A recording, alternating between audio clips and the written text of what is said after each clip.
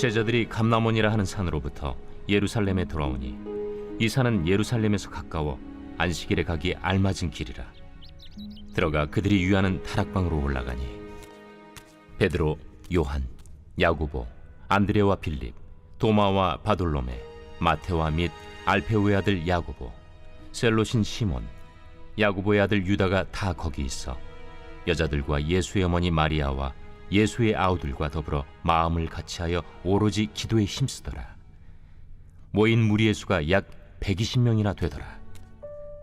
그때 베드로가 그 형제들 가운데 일어서서 형제들아, 성령이 다윗의 입을 통하여 예수 잡는 자들의 길잡이가 된 유다를 가리켜 미리 말씀하신 성경이 응하였으니 마땅하도다.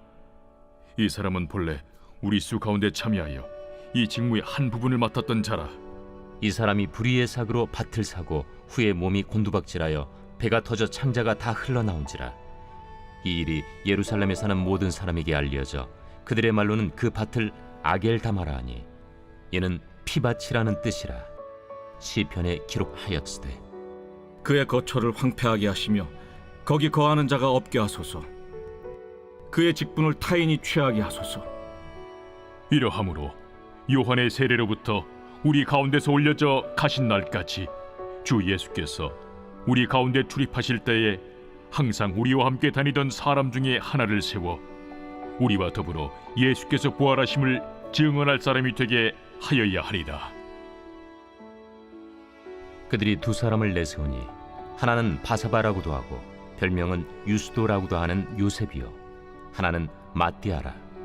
그들이 기도하여 이르되 무사람의 마음을 아시는 주여, 이 두 사람 중에 누가 주님께 택하신 바 되어 봉사와 및 사도의 직무를 대신할 자인지를 보이시옵소서. 유다는 이 직무를 버리고 제 곳으로 갔나이다. 제비뽑아 마띠아를 얻으니 그가 11사도의 수에 들어가니라. 오늘 말씀은 유다의 빈자리를 채우다라는 제목으로 함께 말씀을 나누겠습니다. 오늘 본문에는 이제 예수님께서 승천하신 이후에 예수님의 제자들이 기도하는 가운데 하나님의 말씀을 깨닫습니다. 아마도 그들이 가장 힘들었던 것 중에 하나는 예수님을 가장 가까이 있었던 가룟 유다가 예수님을 그 대제사장들과 사두개인들에게 팔아서 십자가에 못 박게 했던 것입니다. 3년 동안 동고동락했던 사람이 그렇게 배신하고 갔던 모습 속에서 충격을 받았을 텐데 과연 이런 생각도 했겠죠. 예수님에게 그렇게 좋은 영향을 받고 함께 했는데도 불구하고 어떻게 그런 사람이 생길 수 있는가, 이런 의문점이 있었을 것입니다. 그런 가운데 있다가 그가 결국은 죽게 되었고 또 그 소식이 사람들 속에 많이 회자가 되었을 겁니다. 그런 가운데 그들이 기도하는 가운데 하나님께서 시편의 말씀을 깨닫게 하시고 또 다윗을 통해서 기록한 말씀을 깨닫게 하셔서 이것이 하나님께서 미리 예고하신 대로 바로 배신자가 있었고 또 그가 이렇게 피밭을 사서 거기에 묻히게 되는 그런 사건들이 말씀의 애언이었구나라는 것을 깨닫게 되어집니다. 그리고 나서 이제 그들이 그러면 어떻게 할 거라는 그런 서로 계획들이 세워지고 기도하는 가운데 하나님은 마음을 주셔서 이 가룟 유다를 대신할 사람을 뽑게 되는 장면이 오늘 본문의 이야기입니다. 그러면서 오늘 여기에서 이야기하고 있는 것은 하나님께서 누구를 지명해서 세우라 이렇게 말씀하지 않으셨어요. 즉 12사도가 된 것은 12지파에 대한 대안 공동체로 이야기를 하는 겁니다. 그러니까 예수님께서 우리가 먼저 기억할 것은 예수님 당시에는 12지파가 없었습니다. 지파 개념이 거의 흐려져 있고 실제로 이때는 이제 유대인이라고 불러지게 되었는데요. 10지파는 사마리아인이라고도 불려지고 이미 그들은 피가 섞여서 10지파는 사라진 상태고 그리고 물론 그 중에 뭐 몇 지파는 이렇게 지파 의식을 가지고 있는 사람도 있었겠습니다만 거의 희미해져 있었던 상황입니다. 물론 지금의 유대인에게 지파 물어보면 말도 안 통합니다. 전혀. 그래서 오늘날의 유대인과 예수님 시대나 또는 그 이전의 유대인과 동일하냐 전혀 그렇게 보기도 어려운 그런 상황입니다. 그래서 좀 다른 이렇게 흐름은 비슷하겠지만 그런 개념으로 봐서는 안 됨도 우리가 이해하시면 좋겠고요. 그런데 오늘 이런 가운데 있을 때 예수님께서 12사도를 부르신 이유는 이스라엘 백성들 가운데 10지파가 사라졌고 2지파밖에 없는데 그들의 회복의 개념으로 새 공동체, 새 나라라는 개념으로 12명의 제자들을 세우셨던 겁니다. 그런 가운데 한 사람이 없어져서 과연 하나님의 그 나라의 그 새 공동체로서 어떻게 세워야 되는가라고 할 때 하나님께서 그들의 마음을 주셔서 한 사람을 대신 세우도록 하는 내용입니다. 그런데 이 한 사람을 세울 때 2사람을 뽑아놓고 기도합니다. 그런데 그 기도하는 가운데 하나님의 마음의 확신을 주셨죠. 그런데 그 마음의 확신과 관련돼서 오늘 우리에게 말씀하고 있는 것은 바로 상식에 부합해야 됨을 이야기합니다. 우리가 기도할 때도 참 중요한데요. 우리가 기도 응답을 받았다라고 할 때 어떻게 기도 응답을 받느냐?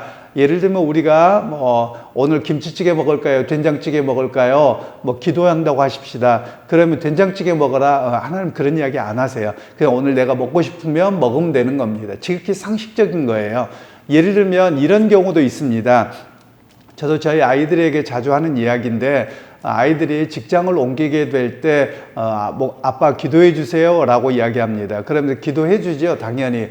그러면서 아이들에게 어떻게 뽑아야 될까요? 그럼 제가 항상 하는 이야기 있습니다. 돈 많이 주는 데 가라. 그게 상식적인 거다. 그런데 돈 많이 주는 데 가는데 너를 죄짓게 만들고 주일 성수를 못하게 하면 그곳은 가면 안 되는 곳이고, 그렇지 않는다면 돈 많이 주는 데 가라. 이게 상식적인 겁니다. 그런데 우리는 그런 경우도 어떻게 하냐면 하나님 뜻이 어딘가요? 맨날 이렇게 물어보려고 합니다. 오늘 성경에서 하나님 뜻과 관련이 없다는 거예요. 하나님 앞에서의 우리가 기도하고 하나님 주신 마음은 있지만 그 나머지는 상식과 이성에 부합하는 결정을 해야 됨을 우리에게 성경에서는 말씀하는 겁니다.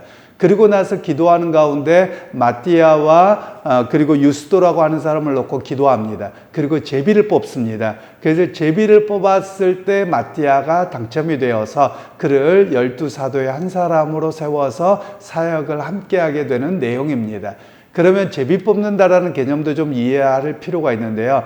제비를 뽑는 방법도 구약에서는 정확하게 우리가 이거였다 저거였다 말하기는 어려운데 이렇게 통에다 놓고 뽑았다라는 개념도 있고요. 또 하나는 이 제비를 뽑았을 때 이렇게 날립니다. 그러면 이 날린 것이 그 사람 앞에 서게 되며 이 제비가 바로 그 사람, 이렇게 표가 되어 있는 것이 그 사람 앞에 서게 되며 그 사람이 뽑혔다, 이렇게 보기도 했습니다. 그런 면에서 보면 제비 뽑기라고 하는 것은 그냥 우리가 둘 다 똑같은 상황인 겁니다. 유스도나 마띠아나 이 두 사람이 누가 더 뛰어나고 더 낫고 그런 상황이 아닌 것이죠. 두 사람 다 하나님의 사역을 감당하기에, 또 예수 그리스도의 복음을 전하는 사도의 직분을 감당하기에 둘 다 합당한 겁니다. 그러할 때 어떻게 뽑아야 되느냐? 만일 이분 중에서 확연하게 차이가 났으면 이 사람에게 합시다 라고 결정이 되었을 겁니다. 그런데 두 사람 다 동일한 그런 자격을 갖추었고 충분한 사역을 감당할 수 있었기 때문에 바로 제비 뽑기를 했고 그리고 마띠아를 세웠던 것입니다. 만일 유스도가 불편했다고 하십시다. 이렇게 세워졌는데 삐지지 않았으니까 성경이 이렇게 잘 기록되어졌겠죠. 그런 면에서 오늘 우리에게 말씀하고 있는 내용들이 있습니다. 하나님의 사역을 감당할 때 어떤 사람이 좀 더 합당하게 여겨져서 그 사람이 사역을 감당하게 하며 그 자리에 못 갔다 그래서 삐지면 안 되는 겁니다. 오늘 만일에 수많은 사람 중에서 마띠아가 됐다 그러면 괜찮은데 딱 두 사람만 후보를 놓고 한 사람은 되고 한 사람은 안 됐어요. 그럼 우리 한국적 상황에서는 굉장히 삐짐이 심할 상황이죠. 그런데 기도하는 사람들은 그러면 안 된다라는 사실을 오늘 성경은 또한 이야기를 합니다. 하나님의 일하심 속에 누군가가 그 일을 하게 되었다며 그것을 축하해주고 또 그 일에 함께하고 그의 자리에 서야 됨을 오늘 성경은 말씀을 하고 있습니다. 그러면서 오늘 기도라고 하는 것이 무엇입니까? 기도하고 정했다는 거예요. 그러면 기도하고 정한 일에 대해서는 하나님께서 결정하셨음을 우리가 고백해 드리는 겁니다. 그리고 우리가 그 나머지는 상식과 그리고 합리성의 기초에서 그 일을 감당하도록 하면 되는 일인 것을 이야기를 하고 있는 것이죠. 우리 주변에 종종 그런 경우가 있습니다. 교회에서 어떤 일을 할 때 기도합시다라고 합니다. 기도해 놓고 나서 결정하려고 하는데도 이렇게 합의 안 이루어져요. 그러면 기도를 잘못한 겁니다. 왜냐하면 자기 뜻이 하나님의 뜻이에요. 그런데 예수님께서 기도의 본을 보여주셨잖아요. 내 뜻대로 마옵시고 아버지 뜻대로 하옵소서라고 말씀합니다. 그러면 우리가 기도의 훈련이 안 되어서 그렇습니다. 즉 하나님의 말씀을 따르는 훈련이 되어져 있으면 내 생각과 주장을 내려놓는 백지 상태가 되어 보아야 되고, 그리고 어떤 일이 복음에 합당한 일인가를 판단하고 세울 수 있는 그 모습이 되어야지 기도가 제대로 되는 겁니다. 그런데 많은 경우에 어떤 회의를 하거나 저도 당회도 해보고 이렇게 해봅니다만 기도하고 결정합시다. 결정이 안 돼요. 왜 그럴까요? 자기 주장을 꺾지 않습니다.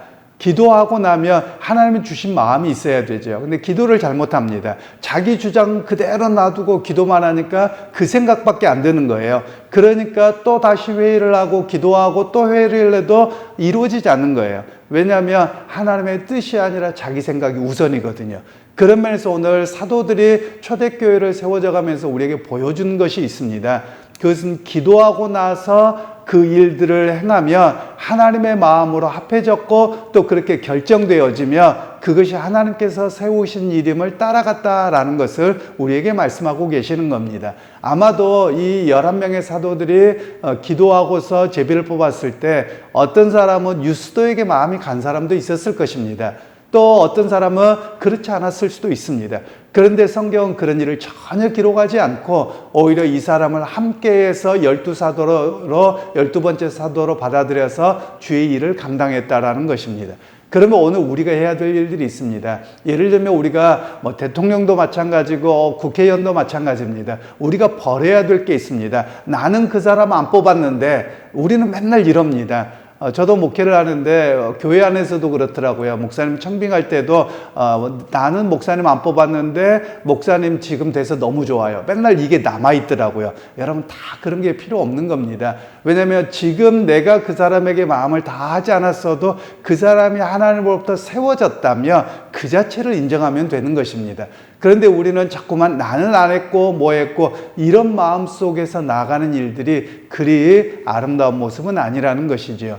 오늘 그래서 성경에서는 초대교회 공동체 모델에서 보여주는 것은 기도하고 하나님 앞에서 되어진 사람이며 그 사람을 함께하는 일들로 하나님의 역사를 바라보는 것이 우리 그리스도인들이 가져야 되는 시각인 것을 우리에게 말씀하고 있습니다. 그러기에 여러분 기도하고 결정한 일이라며 또 기도하고 선택받은 일이라며 그것이 하나님께서 세우신 일에 대한 확신을 가져야 될 것입니다. 그리고 나서 그 나머지의 일들은 지극히 상식적이고 합리적으로 일들을 감당하도록 하는 일들이 우리에게 있어야 함을 말씀하고 계시는 것이죠. 그러기 여러분 우리가 기도할 때도 마찬가지입니다. 예를 들면 우리에게 이렇게 적용하기도 합니다. 여러분 어떤 분들은 기도하고 어디가 아프다고 하십시다. 그럼 기도하고 병원 안 갑니다. 그것도 대단한 믿음입니다. 그 자체도 뭐라고 할 수는 없을 겁니다. 그런데 또 기도하고 하나님 좋은 병원을 가게 해 주십시오 해서 기도하고 병원에 가는 거 지극히 상식적이고 합리적이고 잘하는 일입니다. 그러니까 여러분 오늘 우리가 믿음 생활하면서 너무 한쪽으로만 치우치지 않는 그런 모습이 바로 우리의 모습이 되어야 함을 오늘 이 사도들의 역사를 통해서 우리에게 보여주고 있죠. 그러기 여러분 기도하십시오. 그리고 여러분들의 삶 속에서 기도만 하고 그치지 말고 기도하고 나서 하나님께서 일하심 속에 상식적이고 합리적으로 또 사명도 감당하고 삶의 자리에서 지혜도 있게 생활하는 그런 우리 모습이 되기를 주님의 이름으로 축원합니다. 하나님 아버지 오늘도 우리에게 은혜 베푸시고 또한 우리 사도들이 보여주었던 것처럼 초대교회가 기도하고 하나님의 사람을 세우고 또 그 가운데 마음을 다하여 지극히 상식적이고 합리적으로 일들을 감당했던 모습을 봅니다. 하나님 오늘 우리에게도 그런 초대교회와 같은 사도들의 모습과 같은 공동체가 되게 하시고 그 일을 따라서 한 걸음 한 걸음 걸어가는 삶의 자리와 교회 공동체가 되게 하여 주옵소서. 예수님의 이름으로 기도하옵나이다. 아멘.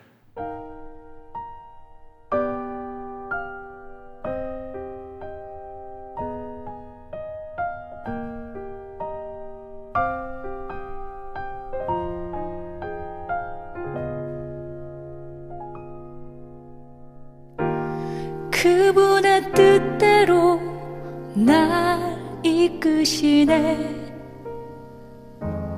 그분의 뜻대로 날 만드시네.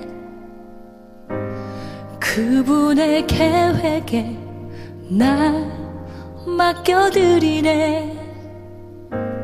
그분의 시간을 난 기다리네. 그의 뜻대로 날 인도하시네.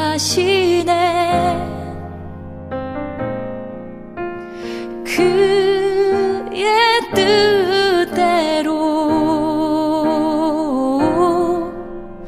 나를 세워 주시네.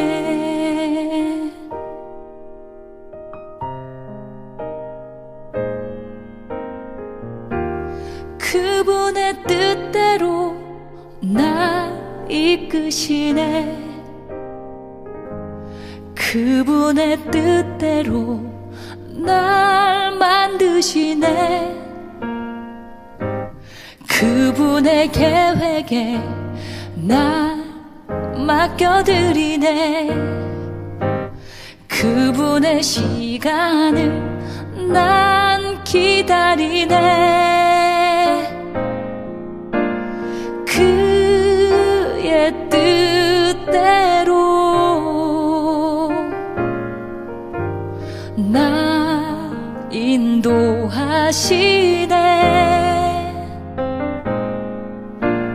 그의 뜻대로 나를 세워 주시네. 그의 뜻대로 날 인도하시네.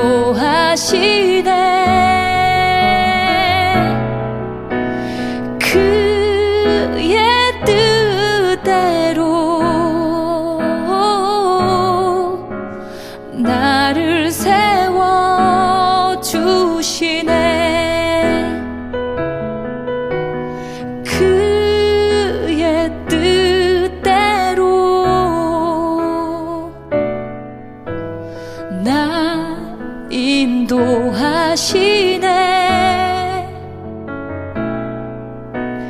그의 뜻대로